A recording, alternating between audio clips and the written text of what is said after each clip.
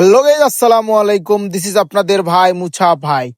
তো কিছুদিন আগে আমাদের দাদা মারা গেছিল, তার রুহের মাগফিরাতের জন্য আমরা মজলিসের আয়োজন করছিলাম। সে মজলিসে আমরা পোলাও দিয়ে করছিলাম। তো পোলাও রান্নার জন্য আমরা 50 কেজি গোস্ত আর 5 মণ চাল, তো সেখানে আমরা মোটামুটি সবাই ছিলাম। মানে সবাই মিলে যেহেতু কাজ করা লাগে, এই জন্য আমরা সবাই মিলে আগে ভাত আর আলু ঘাটি রান্না করছিলাম। সেটা খেয়ে দিয়ে আসলে সবাই মিলে আবার কাজে উদ্বুদ্ধ হব। তো সেখানে আলু ঘাটি আর খাওয়া দাওয়ার পর আমরা সবাই এখন কাজে নেমে পড়ছি সবাই মিলে। তো আমাদের পাড়ার মেয়ে ছেলেরা সবাই মিলে হেল্প করছে, কারণ একটা বিয়ে আয়োজন করতে তো অনেক সময় লাগে, প্লাস অনেক মানে সময়ের প্রয়োজন হয় আর অনেক কাজ থাকে। তো সেই জন্য আমরা সবাই মিলে আমার পাড়ার ছেলে পেলে, তারপরে আপনার বৌজি, অনেকেই সবাই মিলে হেল্প করছিল। তো আমাদের এখানকার যে যে বাবুর্চি দেখতে পাচ্ছেন, এটা আমাদের চাচা খলিল চাচা। মোটামুটি যত সুন্দর রান্না করে, তার প্রভাব এখন আমাদের গ্রামে যতটুকু মজলিস যেটাই হয়, তার প্রভাব কিন্তু এখনো রয়ে গেছে। তারপর আমরা সবাই মিলে এখন কাজে নেমে পড়ছি আর কি। প্রথমে আমাদের গোস্তের ভুনা করে নিতে হবে। গোস্তের ভুনায় যেসব মশলা দেওয়া, সে আমাদের বাবুর্চি সাহেব সবগুলো দিয়ে নিচ্ছে।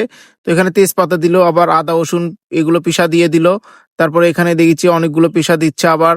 তারপরে আপনারা দেখতে পাচ্ছেন জিরে পিষা, মানে যতগুলো মশলা আছে মোটামুটি সবগুলোই তারা দিচ্ছে আর কি। সবগুলো একসাথে মিক্স করে নাড়ানাড়ি হচ্ছে এখন। মানে সবগুলো মশলা মাছলি সবগুলো একসাথে গোস্তর সাথে মিক্স করলে আসলে জিনিসটা স্বাদের হয়। তো সবাই মিলে অনেক মানে হ্যাপি, বা সবাই অনেক সুন্দরভাবে কাজ করতেছে।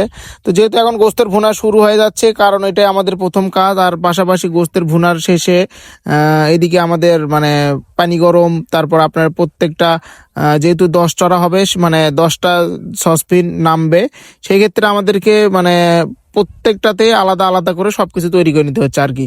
তো একটাতে পানি গরম দেওয়া হয়েছে, আর 3টাতে আপনার পোলাও দেওয়া হচ্ছে আর কি। এই যে দেখেন, এখানে তেল তুল জিরা মশলা যা আছে সবকিছু দিয়ে পানি মানে ইয়েটা ঢালে দিয়ে আপনার ভাত চালটা ঢালে দিয়ে আপনার ওখানে রান্না বান্না হবে আর কি। তো এখানে রান্না বান্না হওয়ার পর সবাই অনেক খুশি, আর সবাই অনেক কিন্তু সুন্দরভাবে কাজ করতেছে। তো আমাদের 2-3 চড়া একতে নামছে, সেই জন্য সেগুলো নামানো হচ্ছে আর কি। তো সেগুলো নামানোর ক্ষেত্রে আসলে প্রত্যেকটা পোলাও, যেহেতু আমাদের গ্রাম অঞ্চল, আমাদের এখানে কিন্তু পাখি টাকি হ্যান ত্যান আছে, সেই জন্য আমাদের অনেক সুন্দর করে সবকিছু তৈরি করে নিতে হয়েছে আর কি। তো সেজন্য আমাদের মানে যা কিছু আছে সবকিছু মানে সেফলি করতে হয়, কারণ আমাদের গ্রামের মানুষ, আমরা সবকিছু একটু পরিচ্ছন্ন ভাবে করে থাকি আর কি। তারপর মোটামুটি পোলা ঢালা শেষ।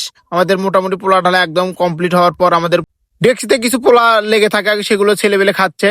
তো সেগুলো খাওয়ার পর আমরা দোয়া মাহফিলে চলে গেছিলাম। দোয়া মাহফিল করে আমরা এখন আস্তে আস্তে সবাই আমরা বের হব।